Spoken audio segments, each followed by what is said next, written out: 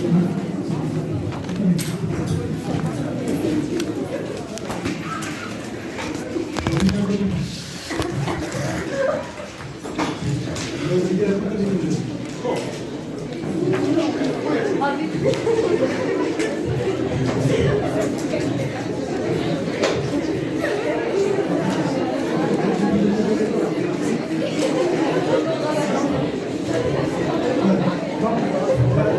y a trois choses. Rappelez-vous que ce que j'avais dit la semaine dernière, s'il vous plaît, un peu de silence, soyez attentifs, s'il vous plaît. Il y a trois choses. Il y a la performance de l'entreprise,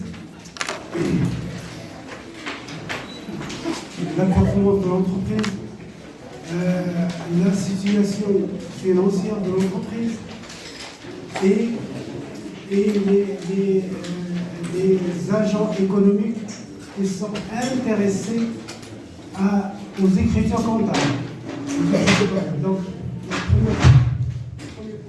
premier point, la performance de l'entreprise. Donc, l'importance de la comptabilité, c'est on peut savoir à travers la comptabilité, à travers la lecture des écritures comptables, on peut savoir si l'entreprise est performante ou pas. Si l'entreprise gère bien son patrimoine, si l'entreprise gère bien ses produits et ses charges, si l'entreprise arrive à avoir un résultat performant, c'est-à-dire une richesse, avoir des bénéfices importants, etc. Il y a une qualité de gestion et une bonne gestion, la performance. Le premier point positif des écritures comptables est d'avoir une comptabilité. Cette comptabilité, il est, on doit la trouver. Cette comptabilité, on doit la trouver, par exemple, au niveau des entreprises. On doit la trouver au niveau des entreprises. On doit la trouver au niveau de l'État. On doit la trouver au niveau des collectivités territoriales. Entreprises, collectivités territoriales, État. On peut la trouver au niveau des associations, des ONG. On peut la trouver au niveau des coopératives. On peut la trouver même au niveau d'un ménage. Une famille peut établir sa comptabilité. Combien il gagne, quelles sont ses rentrées, quelles sont ses sorties, comment ils sont gérés, etc. Il peut avoir aussi une comptabilité, pour l'Organisation des Nations Unies. Son administration, sa comptabilité, son personnel, ses ressources, ses ressources, etc. La plupart sont des cotisations. On peut trouver aussi une comptabilité pour le Fonds monétaire international. Il a une comptabilité, c'est une banque. Les banques aussi, ils ont une comptabilité. Les établissements de crédit ont une comptabilité. Les organismes de placement collectif en valeur mobilière, ils ont une comptabilité. Les organismes de placement collectif en capitaux, ils ont une comptabilité. Les organismes de placement collectif immobilier, ça veut dire qu'ils gèrent un parc immobilier, etc. Ou bien ils gèrent les capitaux de ses membres, ou bien de ceux qui veulent placer leur argent. Les organismes en valeur mobilière, ce sont des titres, des capitaux qui peuvent les gérer. Ce sont des organismes qui gèrent au niveau des marchés financiers et des marchés des obligations. Voilà, donc tous ces organismes peuvent avoir une comptabilité. Et l'État s'intéresse aux comptabilités de toutes ces sociétés parce qu'il paie l'impôt. Il paie l'impôt sur la société. Ou bien il paie l'impôt. Donc l'État s'intéresse aux comptabilités de ces organismes, de ces organisations, que ce soit entreprises, associations, coopératives, banques, organismes de placement, etc. Donc c'est parce qu'il paie soit l'impôt sur le revenu pour les personnes qui reçoivent des bénéfices, etc., ou bien des intérêts, ou bien ils perçoivent l'impôt sur les sociétés, sur les entreprises, sur les coopératives, qui poursuivent un bénéfice, ou bien les sociétés, les associations qui suivent un bénéfice. Donc l'État l'intéresse. Voilà, d'abord la performance. De Deuxième point, ce sont la situation financière. D'abord, la performance, au niveau du premier point. La performance, ça concerne les charges et les produits et le résultat. Ça veut dire 6, 7, la comptabilité 6, 7, 8. Les charges, les produits et le résultat. Est-ce que les charges sont supérieures aux produits? Donc il y a un déficit. Est-ce que les produits sont supérieurs aux charges? Il y a un bénéfice. Est-ce qu'il y a un équilibre entre les charges et les produits? C'est un solde nul, un solde nul. Voilà. Et puis le deuxième point, l'intérêt de la comptabilité, le deuxième point, c'est la situation financière. La première, c'est la situation de gestion, ou l'état gestionnaire de l'entreprise. C'est la gestion. Le deuxième point, c'est la situation financière de l'entreprise. La situation financière. Donc, quelle est la situation financière de l'entreprise? La trésorerie. La situation financière de l'entreprise, c'est-à-dire quel est le patrimoine de l'entreprise? Quel est le patrimoine de l'entreprise? Quel est le patrimoine immobilier de l'entreprise? Et quelle est la situation, c'est-à-dire à partir de la situation de bilan, qu'on appelle le bilan. C'est-à-dire à partir de la situation financière de l'entreprise, il y a une autre entreprise qui s'intéresse à cette entreprise pour l'acheter. Il y a aussi la valeur, ou bien ne pas l'acheter. Ou bien cette entreprise, à partir de là, il faut savoir l'importance de cette entreprise. Donc la situation financière, c'est le patrimoine de l'entreprise. Le premier point, c'est la gestion. Quelle est la qualité de gestion de l'entreprise? Le deuxième, quelle est sa situation financière? Qu'est-ce qu'elle a comme ressources? Qu'est-ce qu'elle a comme charges? Qu'est-ce qu'elle a comme ressources immobilières? Qu'est-ce qu'elle a comme trésorerie? C'est le cinquième point.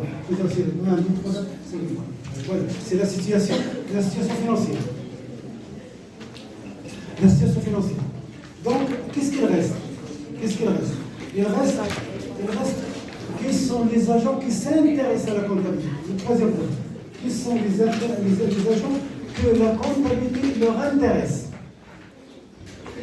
Donc la comptabilité leur intéresse. Donc, quels sont les agents qui sont intéressés par la comptabilité? Il y a d'abord l'État, il y a les collectivités territoriales, parce que les entreprises paient l'impôt. Donc l'État s'intéresse à la situation financière de l'entreprise. Il s'intéresse à son état de gestion de l'entreprise. Voilà le premier point.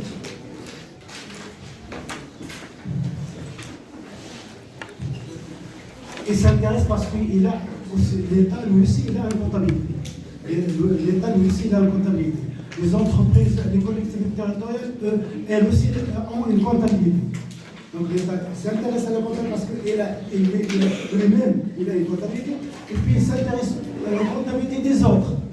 Les entreprises, des associations, les banques, etc. Est-ce qu'ils ont un bénéfice parce qu'ils vont payer l'impôt? Soit sous forme d'impôt sur le revenu, soit sous forme d'impôt sur les sociétés. Il y a aussi les banques. Les banques, parce que est-ce que les banques vont prêter si l'entreprise se présente? Si l'entreprise se présente à une banque pour demander des crédits, parce que tout le monde emprunte, tout le monde emprunte de l'argent, que ce soit les ménages, que ce soit les administrations, que ce soit les entreprises, que ce soit les ONG, tout le monde emprunte de l'argent. Donc la banque s'intéresse aux entreprises. Ça les intéresse, qu'est-ce qu'il peut les prêter de l'argent et à quelle hauteur? Voilà. Comme le ménage, il dit vous gagnez tant, vous aurez tant. Au maximum le tiers. Le tiers de. Il y a une erreur que tout le monde fait, même les professionnels, tout le monde dit, c'est qu'on dit le 1/3. C'est faux. Le tiers, 1/3. Le tiers, c'est pas le 1/3. Le 1/3. كل شيء يقول كل شيء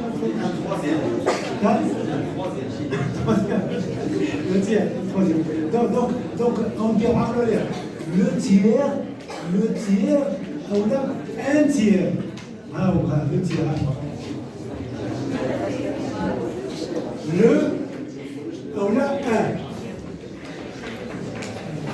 ماشي les deux à la fois, le un tiers. Un tiers. Donc le tiers, et le tiers c'est ça.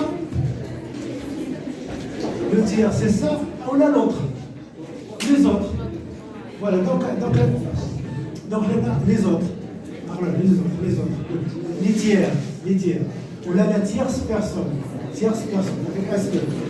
Donc, ce qui s'intéresse à la comptabilité, ce sont les fournisseurs, ce sont les clients, c'est l'État, c'est l'entreprise et c'est les banques.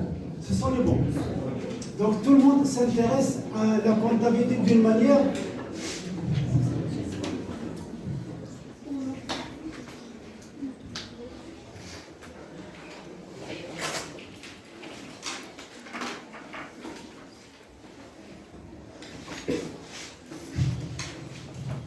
Donc, les personnes qui s'intéressent, ou bien les organismes qui s'intéressent à la comptabilité, et ça l'intéresse parce qu'ils doivent savoir, ce sont les fournisseurs d'abord. Est-ce que l'entreprise est bénéficiaire pour que je puisse lui fournir quelque chose? Parce que les fournisseurs ne sont pas payés immédiatement. Ils peuvent être, ils fournissent, ils sont payés à la fin du mois, etc. Les clients aussi.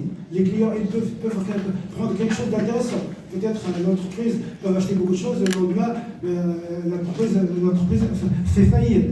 Donc les clients, l'entreprise aussi s'intéresse à ses clients. Les clients, parce que c'est eux qui ne vont pas leur payer, les payer, parce qu'il y a le problème des clients douteux. Donc les clients douteux, donc ça reste un problème. Il fallait les poursuivre en justice, voilà, donc s'il y a plusieurs clients, donc ça, c'est une perte de l'entreprise. Donc ce sont les acteurs que l'entreprise intéresse, donc que la comptabilité intéresse. Les administrations, les entreprises, les fournisseurs, les clients, les banques, etc. Voilà, donc voilà le premier de la comptabilité. Donc voilà le point de vue théorique. Le point de vue.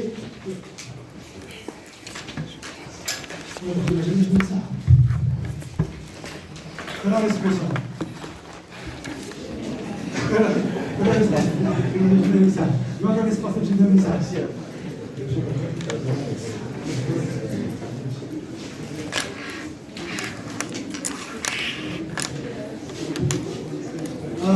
جمعة الأساس جبنا البيت مع في الشمال ما جابونيش.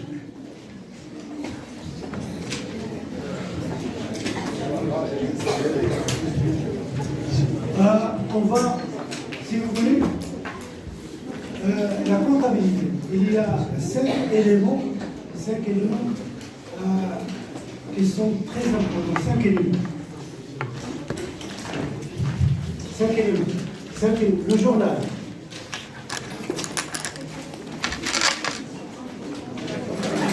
Le journal. Le grand livre. Le grand livre. Le compte de résultat, bien c'est le compte de résultat.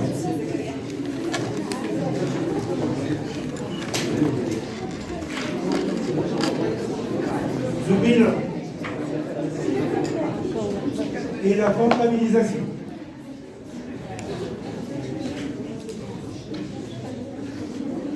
La comptabilisation. Voilà. Donc le premier point, le journal. Le journal, c'est-à-dire que dans ce journal-là, un petit fascicule où on enregistre toutes les opérations de la journée, toutes les opérations comptables, c'est-à-dire les entrées et les sorties. Par exemple, comptabilité achat, comptabilité vente, comptabilité trésorerie, comptabilité stock, comptabilité opérations diverses, etc. Donc, comptabilité par exemple prêt ou bien crédit bail ou bien emprunt, etc. Donc, il marque toutes les opérations journalières, enregistrées au moment de leur réalisation. Toutes les opérations comptables, les écritures comptables, au moment de leur réalisation, sont enregistrées. Les opérations, les entrées et les sorties. Les entrées et les sorties. Et le soir, ça dépend des autres, le soir, ou bien à 2 heures, 23 jours, ils sont repris dans le grand livre. Ils sont repris dans le grand livre en propre. En propre, s'il y a des ratures, s'il y a des tâches, s'il y a des oublis, s'il y a des ratures, donc on peut les reprendre en propre dans le livre. Mais c'est pas parce qu'il y a des ratures, mais non, c'est l'enregistre, le grand livre qui enregistre toutes les opérations. Donc là, ce sont des opérations journalières, au jour le jour, à l'instant même des sorties ou bien des rentrées. Et là, le grand livre, on le reprend soit le soir, soit à la fin de la semaine, soit dans le projet. Ça dépend de l'importance et de l'étendue de l'entreprise. Petite, micro, petite, moyenne, au grand. Le grand livre. Et s'il y a un contrôle, au moment où il y a un contrôle, une opinion bien par secteur, pas sur tout le monde, parce qu'il n'y a pas suffisamment, même dans l'Europe, il n'y a pas suffisamment. Donc, il vise quelque chose, donc il veut regarder, il contrôle le journal, il contrôle le grand livre, et il contrôle la comptabilité. C'est pour ça, il contrôle soit sur place, soit sur pièce. Sur place, ils vont dans le siège de l'entreprise, et chaque jour, ils viennent comme les gens qui viennent à 8 heures, ils restent jusqu'à midi, ils vont déjeuner, ou bien jusqu'à 1 heure, jusqu'à 1 heure, bien très ils s'en vont, ils ne reviennent pas, ou bien pendant les 15 jours, ils étudient sur place.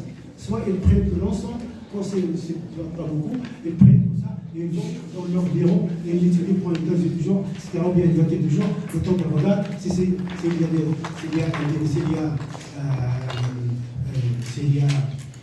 a des erreurs, s'il y a sur le point de vue comptable, s'il y a des erreurs, des factures, des fausses factures, des factures écrites, etc. Des factures, comment ça s'appelle, des faux factures, bien, etc. Donc, pour regarder, est-ce que le résultat est exactement, c'est long, ils peuvent rétablir les comptes exacts. Et le compte de résultat. Le compte de résultat, ce sont les classes comptables, 6, 7 et 8. Classe 6, classe 7, classe 8. Je donne là en gros, mais je vais les détailler. Donc, compte de résultat. Compte de résultat, c'est les comptes de gestion. Ça s'appelle les comptes de gestion, soit compte de résultat, soit compte de produits et charges, compte de produits et charges, compte de produits et charges. CPC.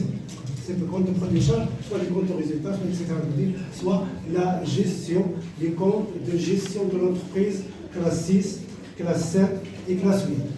Classe 6, ce sont les charges. Classe 7, ce sont les produits. Et classe 8, ce sont les résultats. Mais le résultat, il a sa colonne, il y a sa classe. Mais dans les comptes de résultats, il n'y a pas de classe.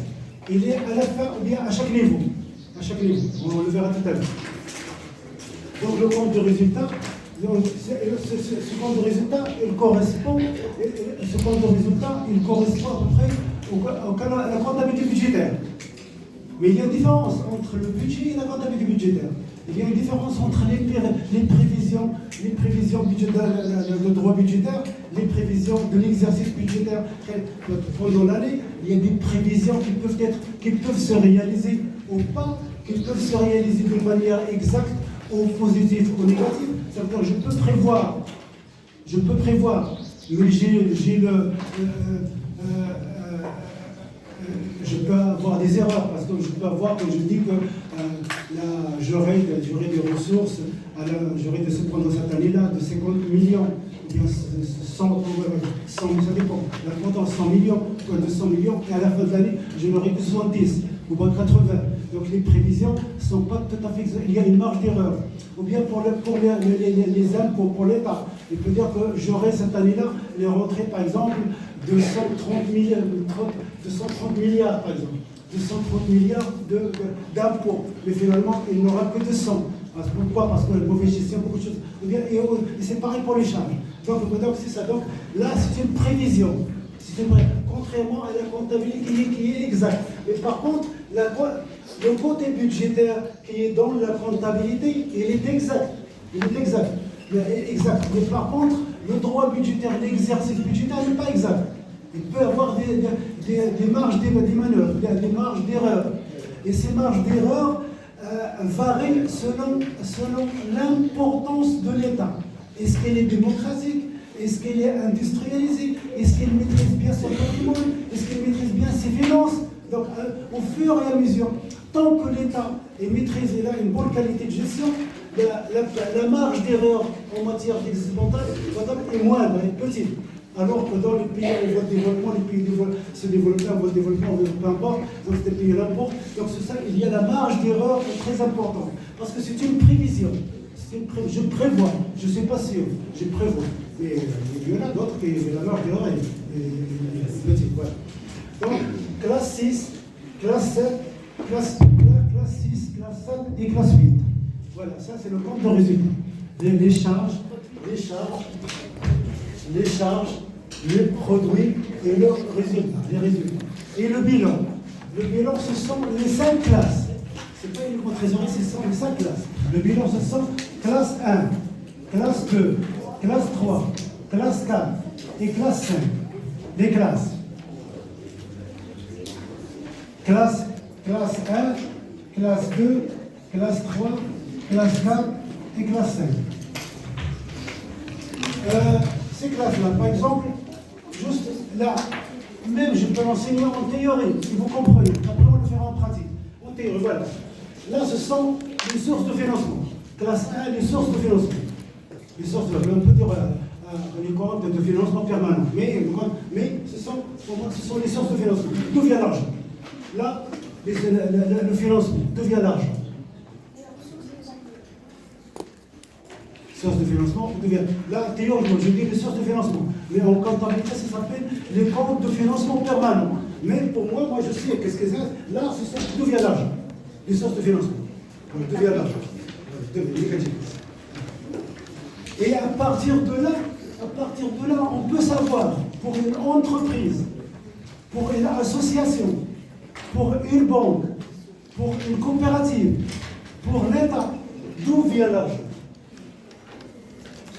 Et là, par exemple, l'État, on peut voir que l'argent, ici, il peut ne marquer que les impôts et les emprunts. Rappelez-vous, 93% du budget de l'État est financé par les emprunts, les impôts et les emprunts. Et 7%, les participations des entreprises publiques. 7%. Donc c'est peu. Voilà. Pour les entreprises, là, d'où vient l'argent? Soit l'argent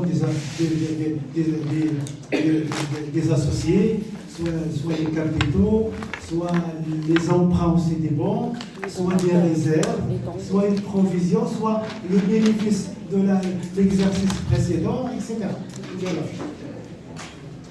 D'où vient l'argent? Quelles sont les sources de financement? D'où vient l'argent? De l'organisation. D'où vient l'argent? De l'organisation. Et vous savez bien, quand je dis organisation, mettez entre parenthèses tout le monde.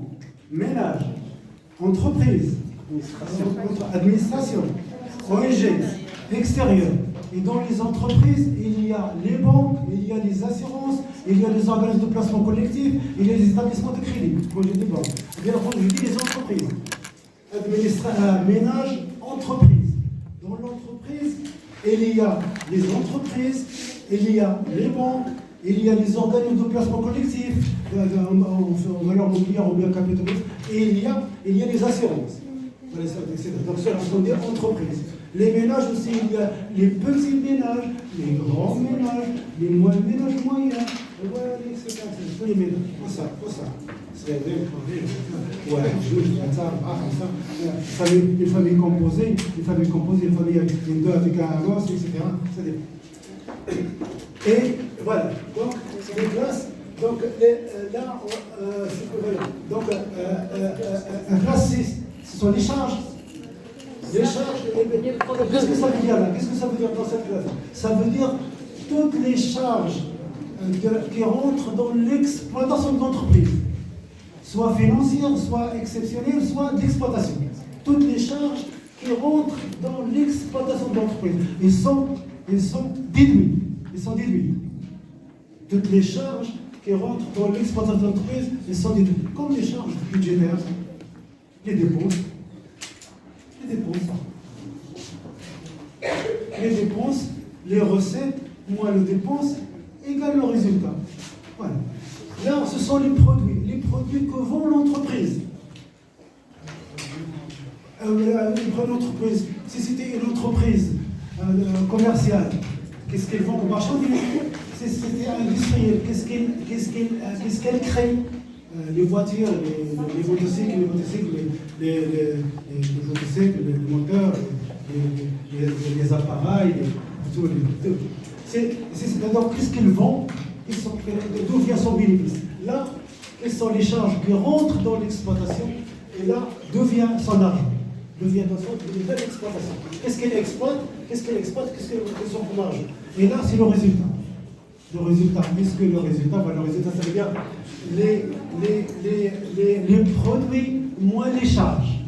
Les produits moins les charges. C'est exactement comme en matière budgétaire. On s'appelle une comptabilité budgétaire, les ressources moins les charges égale le résultat. C'est le solde. Le solde bénéficiaire, ou le solde nul, ou le solde déficitaire. Les majorations. C'est qu'ils ne font pas déduire les charges. Les majorations, les pénalités, les amendes. Non. D'accord. Regarde. L'entreprise, ou bien la personne, lorsqu'il paie des pénalités, ils ne sont pas déductibles. Les majorations ne sont pas déductibles. Même pas en matière fiscale, même en matière de coût de la route, et en matière sociale. Donc ils ne sont pas déductibles. C'est ça. Et on ne pas dans les... Ils sont des pénalités. Parce qu'il a fait une faute, non, je ne peux pas les déduire. Pourquoi? Ce sont des pénalités parce que la personne qui a fait une charge, elle a triché, elle a payé en retard, donc il y a une majoration. Donc il déduit les impôts. Non. Il ne déduit pas les impôts. Non, ils ne sont pas déduits. Ils sont pas déduits.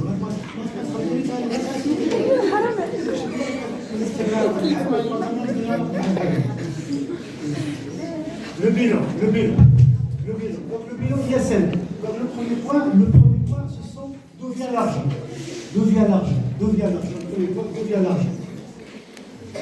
Et d'où vient l'argent, écoutez-moi bien, d'où vient l'argent, il est valable pour toute organisation.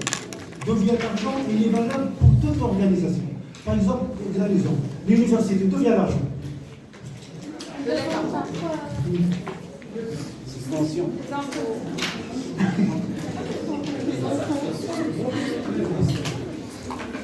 Premièrement, le budget général, les subventions. Voilà, ça, c'est la réponse juste. C'est des subventions. Subventions d'État. Voilà, subventions d'État. Et c'est la présidence qui donne. Donc, un président et chaque université, chaque faculté a sa part. Et c'est bon, plus de 95% de budget des universités et des facultés vient des subventions d'État, de l'argent donné. Et les hôpitaux deviennent l'argent. Les subventions d'État. C'est pareil, les subventions. Pourquoi? Parce que ce sont des établissements administratifs. Ça veut dire qu'ils n'ont pas de bénéfices. Ce sont des établissements administratifs. Par contre, les entreprises publiques et semi-publiques, ils ont un bénéfice. Ils peuvent recevoir des subventions comme ils ne peuvent pas recevoir des subventions. Ça veut dire qu'ils ont un bénéfice, ils exploitent quelque chose. Ils exploitent un commerce, l'industrie, l'agriculture, le pétrole. Ils peuvent exploiter quelque chose.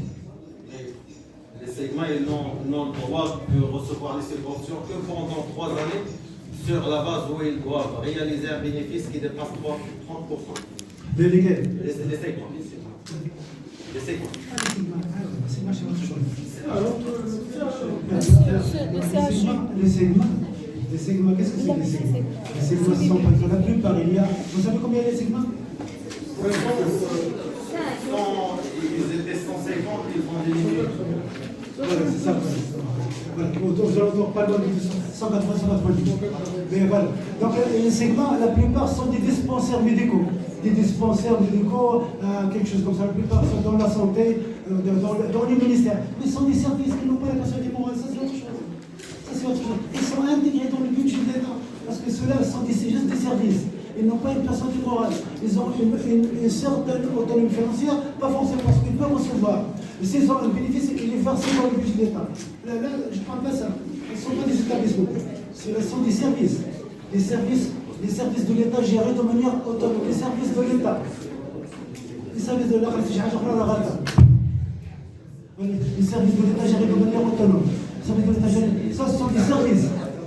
Je parle des entreprises et établissements publics qui sont autonomes, administrativement et financièrement et juridiquement. Ils ont une personne morale. Les entreprises publiques, ceux-là, ils ont un bénéfice. Et les segments, c'est autre chose. Ils sont intégrés dans le.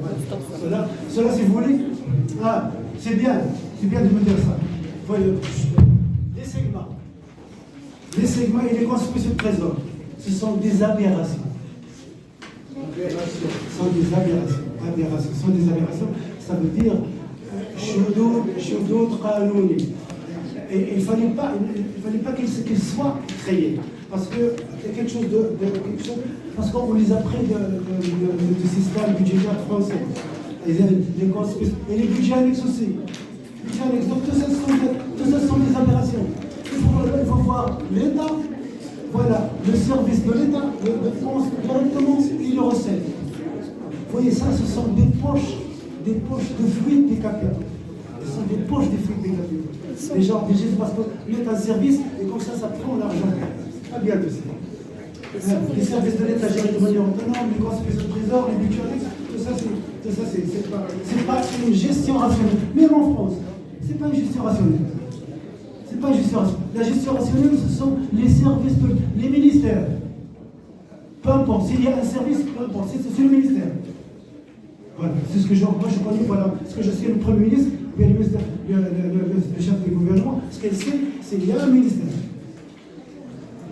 On lui accorde une part du budget. Il y a un autre ministère. Il n'y a pas de plan de répartition, tout ça. Là, toute cette disparition, ça fait disparaître les fonds publics.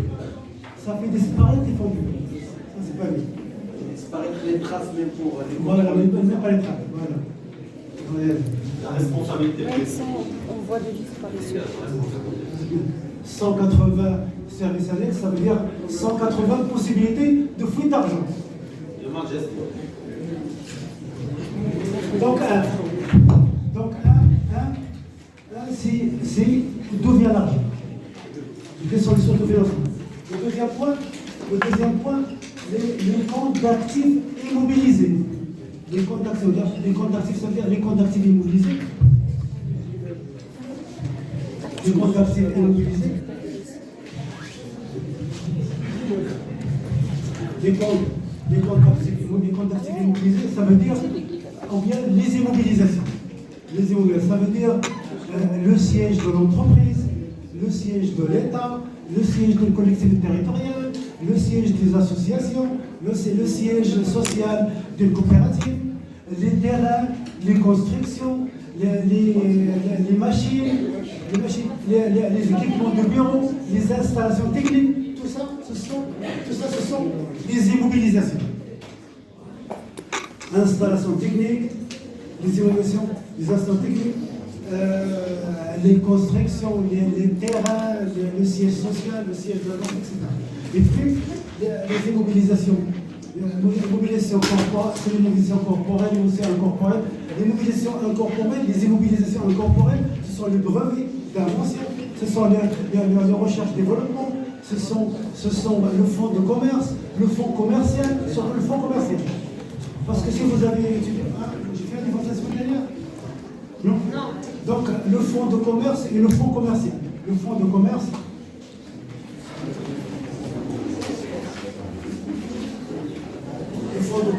et le fonds commercial. Le fonds commercial. Le fonds de commerce et le fonds commercial. Le fonds de commerce, c'est tout. C'est le fonds, c'est la clientèle, c'est l'achalandage, c'est l'emplacement, c'est le brevet d'invention, c'est la création, etc. C'est tout. Le fonds de commerce. Le fonds commercial, c'est juste les immobilisations incorporelles. Ça veut dire les brevets, les inventions, etc. Tout ce qui est incorporel. C'est ça le fonds commercial. Il y a une différence. Fonds commercial et fonds de commerce. C'est, voilà, on a fait ça. Donc, les immobilisations, soit corporelles, soit incorporelles, soit financières. Financières, ce sont les prêts, les avances, les placements à long terme, etc. Ce sont tout ce qui est alors, financier, tout ce qui est à caractère financier. Par exemple, le placement soit au niveau des placements, soit au niveau des banques, soit au niveau des organismes, soit dans le marché financier. Soit à l'intérieur de l'entreprise, le besoin de fonds roulant est un placement à terme. Oui, surtout au niveau des salariés, c'est vrai. Au niveau des salariés, c'est vrai. Voilà, le 3, classe 3, compte d'actifs circulent. Compte d'actifs circulent. Compte d'actifs circulent, ça veut dire les actifs circulants, ça veut dire tout ce qui est finance, tout ce qui est placement, tout ce qui est participation financière, ça veut dire qui circule, voilà, placement qui circule, tout ce qui est actif circulant. Et positif, actif circulant, ça veut dire qui rapporte de l'argent à l'entreprise, et qui sont imposables. Donc les immobilisations, actifs immobilisés et actifs circulent. Et le quatrième, compte d'actifs,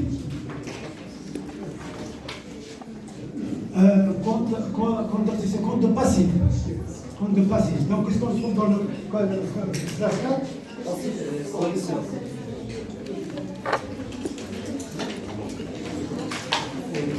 Là, on trouve classe 4, classe 3. Classe 3, on trouve les stocks et on trouve les créances. Là, classe 3, les stocks et les créances. Les stocks des marchandises, semi-produits finis, etc. Surtout semi-finis, etc. Et les créances de l'entreprise, c'est-à-dire ce qui est positif, les créances. Ce n'est pas les dettes, les créances. Donc 3, stock et créances. Et 4, ce sont les actifs, les passifs circulants. Les passifs circulants. Les dettes. Oui, qu'est-ce que les passifs circulants, ça veut dire Négatif. les dettes. Négatif. Ça veut dire, par exemple, ce que l'entreprise doit aux fournisseurs, ce que l'entreprise doit à l'État comme impôt, ce que l'entreprise doit aux collectivités territoriales comme impôt, ce que l'entreprise doit aux organismes sociaux comme cotisation sociale, comme accident de travail, comme assurance, ou bien cotisation assurance complémentaire, tout ce qui est organismes sociaux, tout ce qui est État, tout ce qui est fournisseur et tout ce qui est collectivité territoriale. Voilà, ça, ce sont les dettes. Et 5, la trésorerie. 5, la trésorerie de l'entreprise, la trésorerie de l'État, les caisses de l'État, les caisses de l'entreprise, les caisses ou bien les comptes. Caisse ou bien compte courant. Compte courant, ce n'est pas le compte que compte de placement. Parce qu'il y a une différence. Non, c'est ça, d'autres ne le savent pas. Par exemple, il y a deux comptes. Un compte courant, la caisse de l'entreprise, chez elle, ou bien la caisse de l'État, chez lui, ou bien la caisse de collectivité territoriale, chez elle, ou bien la caisse de l'association, chez elle, ou bien la caisse de la coopérative, chez elle. Il y a le compte à la banque, le compte courant. Le compte courant, ça veut dire qu'il peut retirer de l'argent, mais qu'il ne peut pas gagner de l'argent. C'est juste une gestion de compte. Ils ne gagnent pas de l'argent. Juste l'argent rentre dans le compte courant. Voilà, ça c'est dans la trésorerie, simple.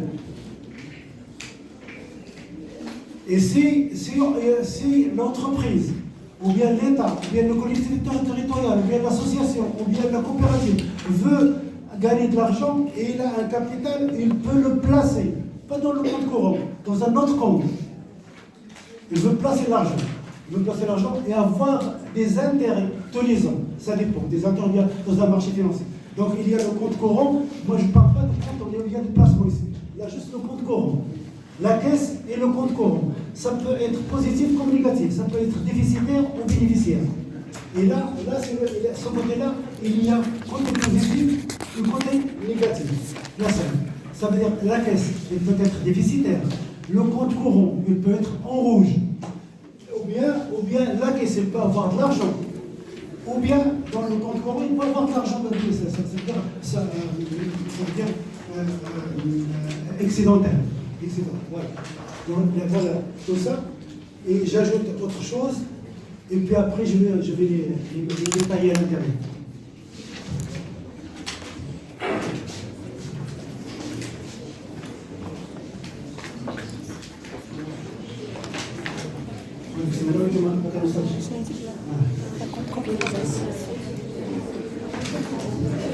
Il y a la classe 9 et la classe 10.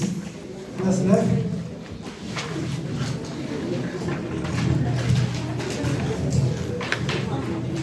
Classe 9.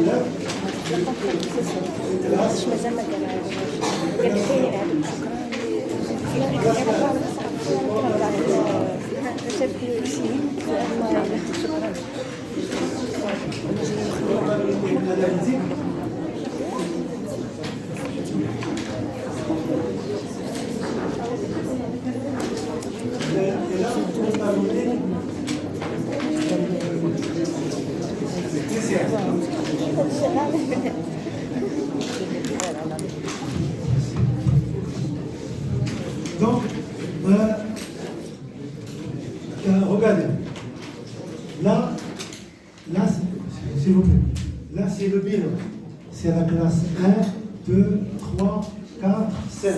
C'est le bilan, c'est la situation financière de l'organisation. La situation financière, quel est son patrimoine, tout, mobilier, tout. Est-ce qu'il est riche, est-ce qu'il a importance, etc. Là, classe 7, quelle est la performance de sa gestion? Quelle est la gestion? Quelle est sa performance? Du point de vue gestion. Est-ce qu'elle est bien gérée? Est-ce qu'elle est excédentaire? Est-ce qu'elle est déficitaire? Etc. Le compte de résultat. Ça, là, c'est le bilan. Comme lorsqu'on dit un bilan de santé. Je fais le bilan de santé. Est-ce que je suis bien ou bien voilà. La santé, quelle est la santé financière de l'entreprise? Quelle est la santé financière de l'État? Quelle est la santé financière d'une association? Quelle est la santé financière d'un coopérative? Voilà. Donc là, c'est la situation financière, c'est le bilan, et là, c'est le compte de résultat. Charge, produit et résultat. La gestion. Et ça correspond aussi aux comptabilités budgétaires. Ça correspond au budget, mais de manière précise. Parce que le principe de la comptabilité, là, il est sincère, il est transparent, etc. Mais surtout, il est exact. Ça veut dire toutes les opérations courantes, ils sont inscrites au moment de la rentrée. Et toutes les opérations financières qui sortent, c'est écrit. Ça veut dire les produits sont déclarés au moment qu'ils sortent. Et les charges sont enregistrées au moment où ils sortent et les produits sont au moment où ils rentrent. C'est ça la différence entre le budget et la comptabilité. La comptabilité, c'est des opérations écrites de manière précise. Et les budgets sont des prévisibles. Ils peuvent se réaliser comme ils ne peuvent pas se réaliser. Il y a des marges d'erreur, etc. Voilà. Donc c'est ça, compte de charge, le produit charge. Et la classe 9, c'est la comptabilité analytique. Et le contrôleur financier n'est pas obligé de la demander. C'est-à-dire qu'il peut ne pas la demander. C'est-à-dire il n'est pas obligatoire que le chef d'entreprise peut présenter la comptabilité analytique. Parce qu'il est analytique, c'est une comptabilité de l'intérieur. C'est une comptabilité interne à l'entreprise. Ça veut dire, et qu'est-ce qu'elle calcule? D'abord, il y a l'inventaire. il y a l'inventaire, il y a le coût de production, le coût d'achat, le prix de revient, etc. Donc, ce sont des opérations internes à l'entreprise. Et à partir de là, à partir de cette comptabilité analytique, le chef d'entreprise peut prendre des décisions, telle ou telle décision, et même l'État d'ailleurs. Parce qu'il y a aussi la comptabilité analytique. Je vous ai dit que la loi de finances, la loi organique relative à la loi de finances, elle parle de la comptabilité générale, c'est tout ça. La comptabilité budgétaire, c'est ça, et la comptabilité analytique, c'est celle-là.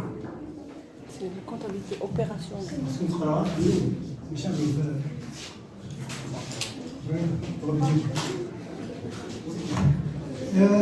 voilà, donc la comptabilité analytique, je recommence un petit pour que vous reteniez quelque chose. Donc la comptabilité analytique, c'est interne à l'entreprise. Et qui ça contient par exemple l'inventaire, le prix de revient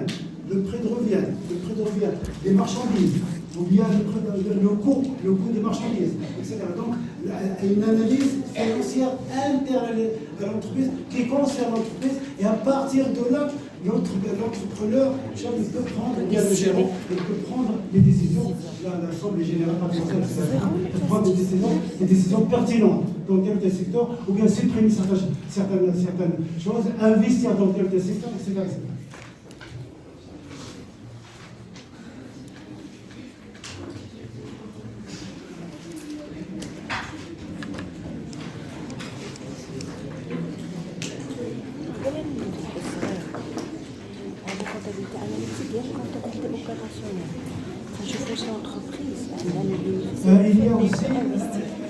Il y a aussi la marge bénéficiaire. Quelle est la marge bénéficiaire à chaque exercice comptable? Toujours dans ça. Quelle est la marge bénéficiaire? Quelle est la marge bénéficiaire? Donc le prix de revient, le prix d'achat, etc. Marge bénéficiaire, etc. Les opérations importantes. Il y a la comptabilité zéro, la comptabilité spéciale. La comptabilité spéciale, elle marque. La comptabilité spéciale marque le bilan d'ouverture de l'entreprise, l'année budgétaire, l'année comptable, le bilan de clôture de l'année comptable, bilan ici dans la comptabilité spéciale, bilan d'ouverture de l'année de l'exercice comptable, et bilan de clôture au Sénat, premier jour de l'année comptable et la fin de l'année. Par exemple, le 1er janvier, là, le bilan comptable, le bilan d'ouverture, et le 31 décembre, par exemple, le bilan de clôture, le bilan etc. Sur l'exercice comptable, un an. Il peut être d'autres, mais la plupart des entreprises, les fonds, on commence par le commencement. On commence le 1er janvier, tout ça, et puis le 31 décembre. Voilà. Mais il y a d'autres, comme le budget. Le budget, c'est commence. Il y en a d'autres qui font autre chose. Avril et tout ça. L'année agricole. Non, je parle du monde. Je parle du monde. Il m'arrive quand même. Mais là, en ce moment, c'est pas toujours. Les États-Unis d'Amérique ne commencent pas le 1er janvier. La Suisse, je crois, il y a d'autres. La Grande-Bretagne. Ils font pas l'année. 1er janvier, 31 décembre. Et donc, la comptabilité spéciale, c'est le bilan d'ouverture de l'exercice comptable, par exemple le 1er janvier, et le bilan de clôture de l'exercice comptable, par exemple le 31 décembre. Mais il y a aussi les engagements pris par l'État, et les engagements envers d'autres, les tiers, qui sont clients de l'État. Donc, par exemple, les engagements en faveur de l'État et les engagements en faveur des tiers. Les engagements en faveur de l'État, les engagements en faveur des tiers. Et il y a aussi les engagements, qu'est-ce qu'il y a autre? Il y a aussi les crédits bail. S'il y a envers les entreprises, en matière de crédit. Les entreprises, s'il va acheter un véhicule comme ça, il prend un crédit, au bout de 3 ans, le véhicule devient à d'entreprise, etc. Donc, les opérations de crédit bas. Donc, bilan d'ouverture, bilan de clôture, les engagements en faveur de l'État, les engagements en faveur des tiers et le crédit bas, les opérations de crédit bas. Voilà, c'est ça la comptabilité spéciale. Comptabilité spéciale, comptabilité analytique, comptabilité générale. Comptabilité générale de 1 à 8, comptabilité analytique classe 9 et comptabilité spéciale classe 10. Donc comptabilité générale de classe 1 à classe 8. Comptabilité générale de classe 1 à classe 8. Comptabilité analytique classe 8 à classe 9. Et comptabilité spéciale classe 10. 0, on ne recommence pas, on met 0. Et c'est considéré comme 10. Voilà.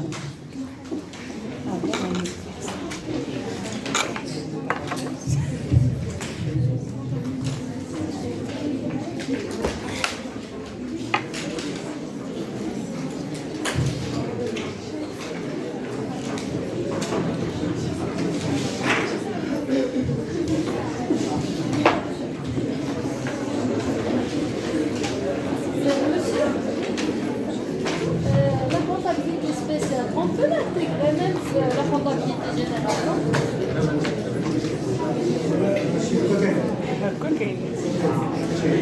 Au niveau international, je peux créer, mais je peux pas créer là parce que là c'est fait au niveau d'un standard international.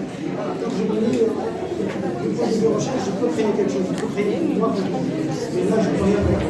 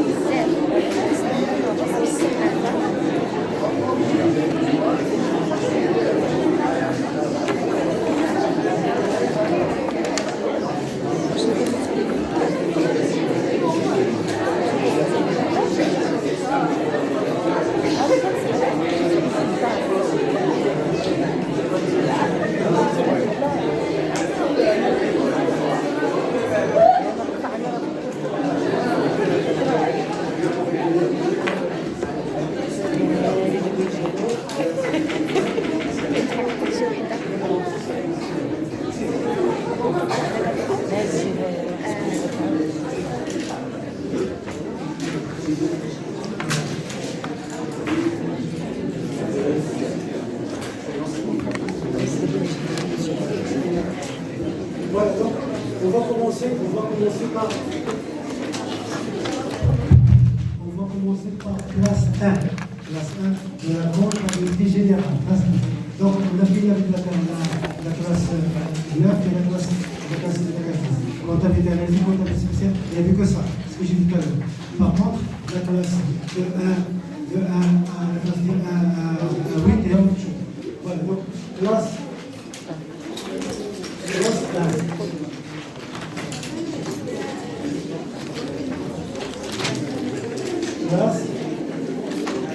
Classe 2.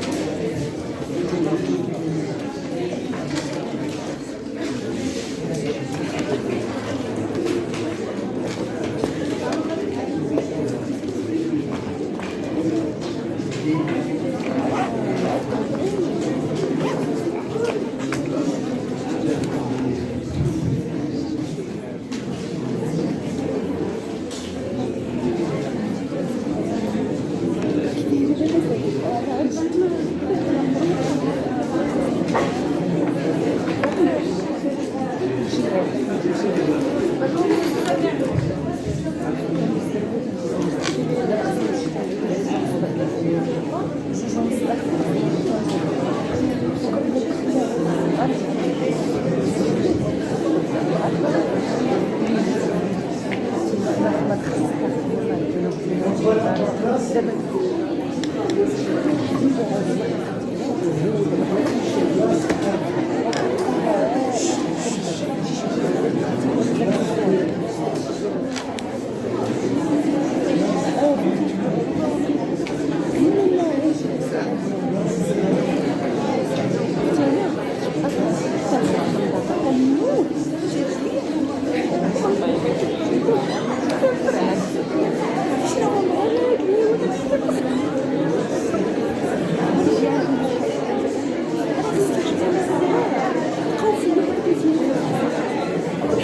Voilà.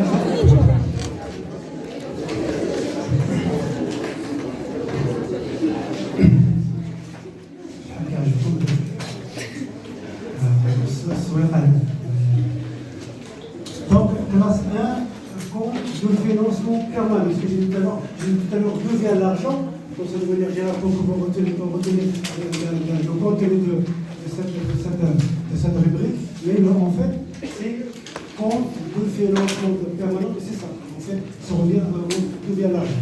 Compte de financement, compte de financement.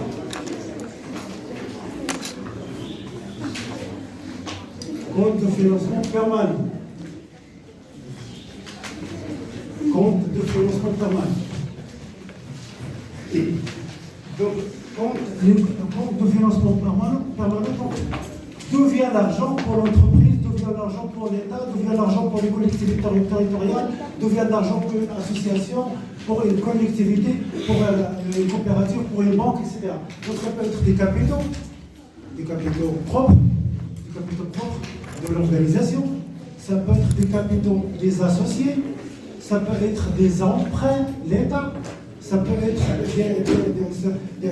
des impôts.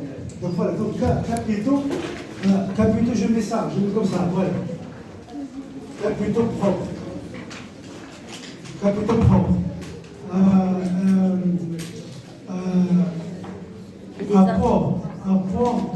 Apport des associés.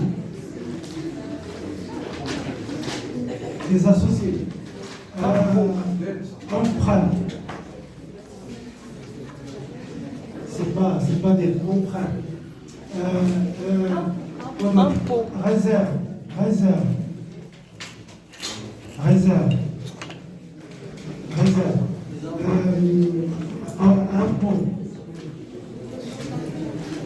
Impôt.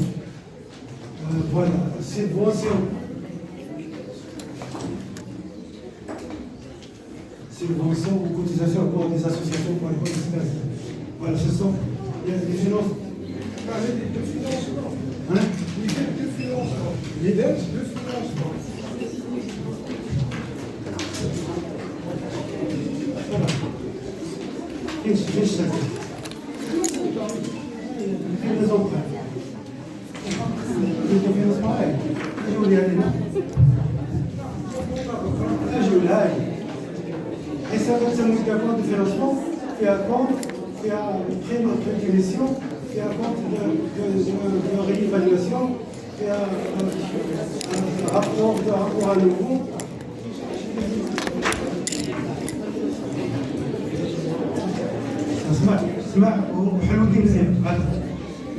Donc il y a soit des capitaux propres, la sharika, d'entreprise, capitaux propres, soit des capitaux qui apportent les apports des associés pour les entreprises, soit des réserves, soit un bénéfice de l'exercice comptable de l'année dernière, soit en ce qui concerne les administrations, les impôts, les emprunts. Il y a 93% impôts à la milliardaire, 93 impôts et emprunts. Ça va être dette de financement, il y a l'emprunt. Dette de financement. Alors, ouais, c'est ça, le cash. Ouais, capitaux propres, apport associé, emprunt, réserve, c'est des réserves. Il y a des provisions aussi, s'il y a quelque chose à prendre, mais voilà l'essentiel. Pour les administrations, pour les entreprises, soit ça. Pour les associations, pour les coopératives, il y a ça. Voilà.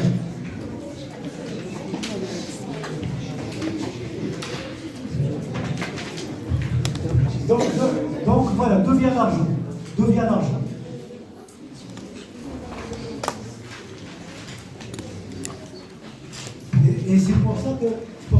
par exemple, c'est pour cela que pour une administration, lorsqu'on voit une comptabilité d'une administration, lorsqu'on voit une comptabilité d'une administration, qu'est-ce que c'est qu'une comptabilité d'une administration? C'est-à-dire, ça veut dire l'État, les collectivités territoriales, les établissements publics, les entreprises publiques et semi-publiques. Là, par exemple, lorsqu'on voit ces financements, on voit par exemple l'État, lorsqu'il n'y a que les emprunts et les impôts, ça veut dire des sources de financement faciles. Ça veut dire facile d'avoir des emprunts, parce qu'il y a la puissance publique, il y a une autorité. L'État a le privilège de la violence, de la violence légitime. Il a le privilège de la violence légitime. Donc il peut prêter de l'argent, il peut emprunter par des personnes physiques ou morales, internes et internationales. Mais international, il faut qu'il soit crédité. Ça veut dire qu'il a une valeur, on sait qu'il est un bon payeur, etc.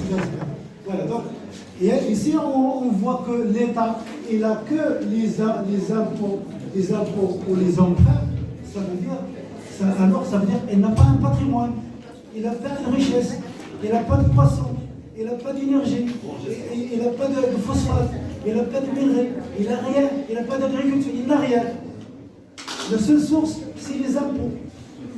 Donc, qu'est-ce que ça veut dire? Ça veut dire ce développement. À moins, c'est là que le désert. Et même s'il y a que le désert, il y a le pétrole. Ou il y a le gaz. Donc il y a quelque chose. Regardez, par exemple, je disais qu'il y a des pays.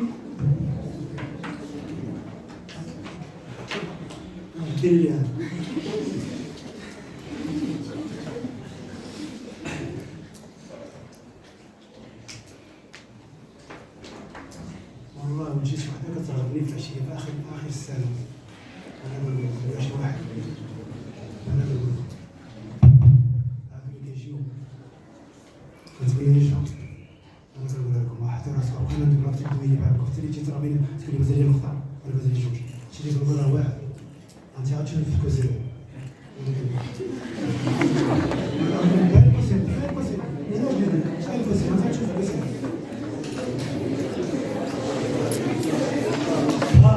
Juste pour vous dire une idée. Capitaux propres, apport des associés, emprunt, réserve, impôt, subvention. Il y a d'autres choses, mais ça c'est le plus important. On parle souvent capitaux propres et capitaux assimilés et les emprunts. Donc les trois axes. Quand il y a des provisions qui cherchent là, quand il y a des provisions réglementées, ça veut dire par rapport fiscal, provisions réglementées, ça veut dire réglementées pour qu'on puisse, que l'État peut les soustraire du bénéfice.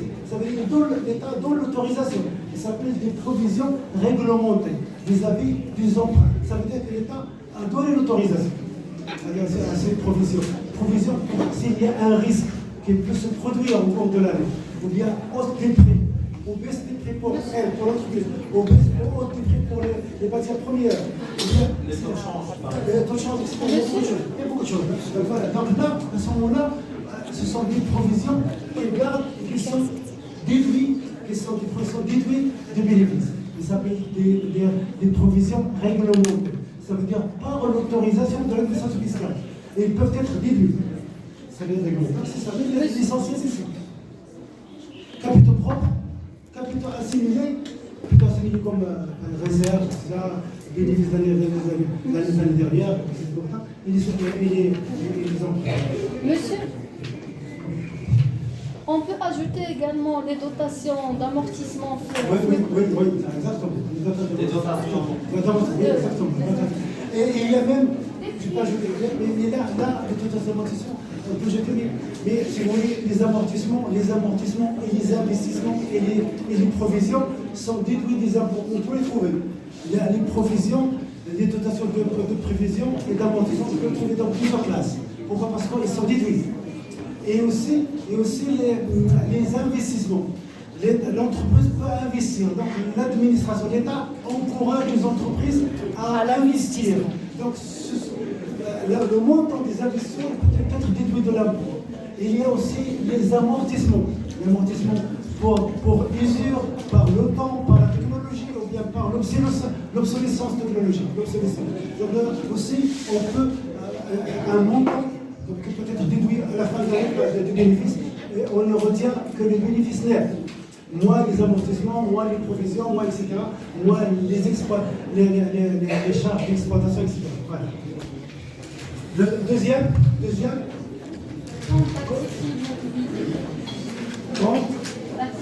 compte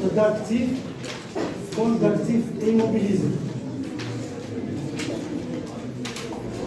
Compte d'actifs immobilisés, ça veut dire compte d'actifs immobilisés, il y a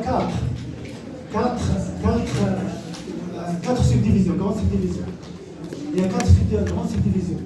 Compte d'actifs immobilisés, il y a des immobilisations en non-valeur, des immobilisations en non-valeur, des immobilisations incorporelles, des immobilisations corporelles et des immobilisations financières. Il y a quatre. Donc des immobilisations en non-valeur, des immobilisations incorporelles, des immobilisations corporelles et des immobilisations financières. Voilà. Donc des immobilisations en non-valeur,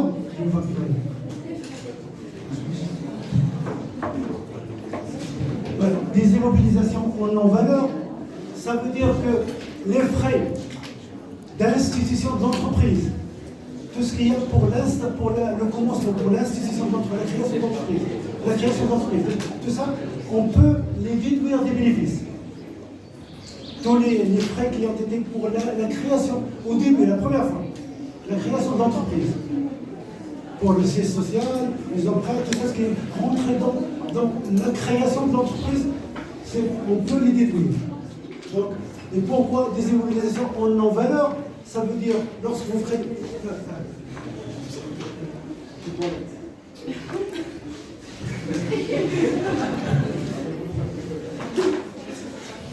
Donc, les immobilisations en non-valeur, c'est-à-dire qu'elles n'ont pas de valeur. Ça veut dire lorsque l'entreprise crée un siège social, ou bien un parking, ou bien quelque chose comme ça, etc., là où il peut s'agrandir, donc il ne rapporte pas d'argent. Mais il peut déduire. Donc c'est ça, en non-valeur. Immobilisation en non-valeur.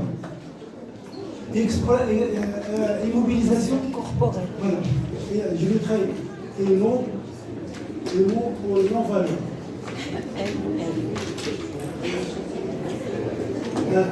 Deux. Corporelle.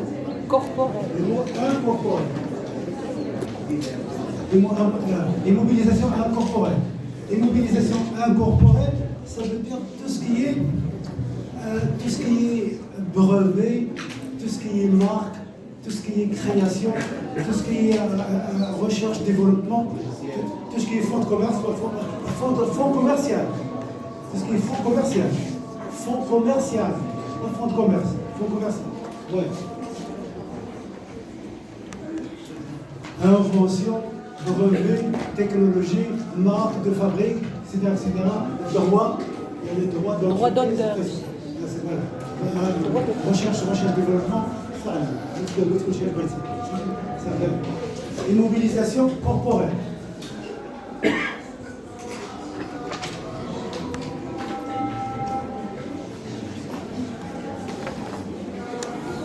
Immobilisation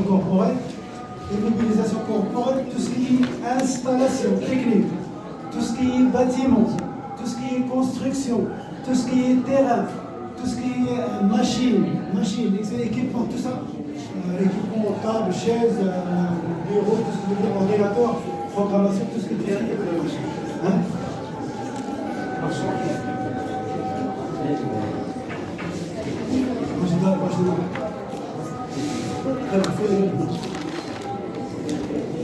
Donc, immobilisation corporelle, bâtiment, construction, terrain, installation technique, équipement, outillage, ordinateur, table, chaise, tout ce que vous voulez. Donc, c'est ça, c'est corporel. Et immobilisation financière.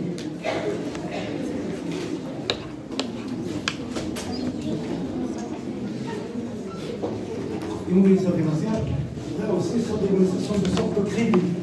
Des crédits sont des emprunts, des sommes. ثلاثة ثلاثة قالوا لكم باش ثلاثة أنا أقول كلها ثلاثة. Donc, immobilisation financière. Immobilisation financière, ça veut dire tout ce qui est crédit. Par exemple, à long terme, des placements au niveau des organismes, des placements au niveau des banques, des placements marché financier, etc. Ce sont des placements, qui sont immobilisés. Ça veut dire que c'est pas circule, ils sont immobilisés à long terme, ou bien à moyen terme. 5 ans, 4 ans, 5 ans, 6 ans, 20 ans, des autres. Donc, immobilisation financière. Et puis, classe 3. Classe 3, ce sont les stocks et les créances. Classe 3, stock. Stock et créances. Créances d'actifs. Créances d'actifs. Les stocks, c'est là où il y a les marchandises. Tu vois, c'est là où il y a les marchandises, il y a les produits, marchandises finis, semi-finis, etc. Il y a les créances. Il y a les créances, par exemple, par rapport aux fournisseurs, par rapport aux clients, par rapport à la banque, etc. C'est côté positif, les créances que les tiers doivent à l'entreprise. Les créances que les tiers doivent à l'entreprise, soit les clients, soit l'État, soit les clients, soit l'État, soit les fournisseurs, etc. Ce que les tiers doivent à l'entreprise, ce sont les créances. Et les stocks, tout ce qui est stocké. Par exemple, il y a les marchés, tout ce qui est stocké, par exemple, les matières premières, les matières semi-finies, etc. Les marchandises. Et les marchandises, les matières premières, les marchandises, les matières semi-finies, ça veut dire pas encore terminé, semi-fini. Quand on parle de stock et en cours, stock et en cours, si vous trouvez en comptabilité, stock et en cours, ça veut dire les produits qui sont semi-finis ou bien en cours de finition, en cours de terminaison. Voilà, les stocks et en cours. Et les créances. Les créances, ce que les tiers doivent à l'État. Ce que les tiers, entre parenthèses, fournisseurs, clients, organismes, État, collectivités territoriales. Parce qu'il y a les crédits d'impôt que l'État doit aux entreprises, et les impôts, etc.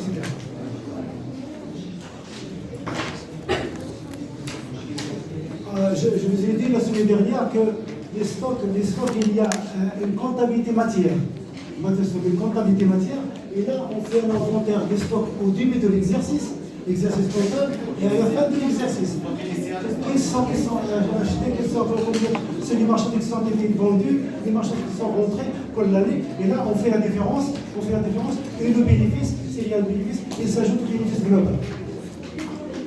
Stock sorti, stock entré, stock sorti. À la fin, au début de l'exercice, à la fin de l'exercice.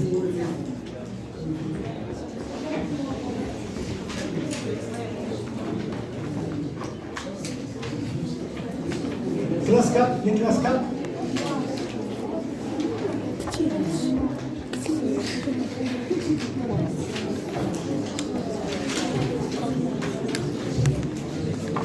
Classe 4, qu'est-ce qu'on met là? Comment? Compte de passif circulant. De d'actifs. Compte de passif circulant. Compte de passif circulant. Compte de passif circulant, c'est-à-dire là, les dettes de l'État. C'est-à-dire que ça veut dire que les dettes de l'État envers les tiers. Là, c'est les créances de l'État envers les tiers, les créances que les tiers doivent à l'État. Là, ce que l'État doit, c'est ce que l'entreprise doit. Pardon, ce que l'entreprise doit. C'est-à-dire, qu'est-ce que l'entreprise doit à l'État, impôt sur les sociétés, impôt sur les revenus, etc. Qu'est-ce que l'entreprise doit à l'État? Qu'est-ce que l'entreprise doit à l'État? Comme ça, ta bouche.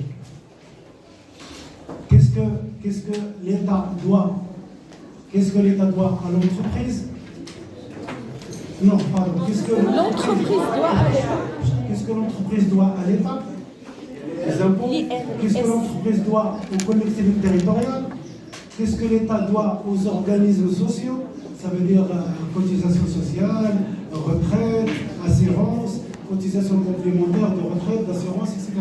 Voilà, donc qu'est-ce que l'entreprise doit? Ce sont les dettes. Qu'est-ce que l'entreprise doit? Qu'est-ce que l'entreprise doit aux fournisseurs? Qu'est-ce que l'entreprise doit à un client? S'il a donné des avances, etc. Qu'est-ce que l'entreprise doit au client? Qu'est-ce que l'entreprise... Parce qu'il y a client débiteur et client créditeur. Client créditeur, il est là, et client débiteur, il est là. Client débiteur là, et client créditeur là. Client, qu'est-ce que l'État, qu'est-ce que l'entreprise doit au client? Qu'est-ce que l'entreprise doit au fournisseur? Ici. Pas là. Là, ce sont les créances. Qu'est-ce que les tiers doivent? Là, qu'est-ce que les tiers doivent à l'entreprise? Les clients, les fournisseurs, l'État, etc. Et là, qu'est-ce que l'État? Et là, qu'est-ce que l'entreprise doit aux tiers? Doit aux organismes sociaux, il doit à l'État, doit aux collectivités territoriales, etc. Doit aux fournisseurs, doit aux clients. Là, c'est le client débiteur. Débiteur. Et là, fournisseur débiteur. Voilà.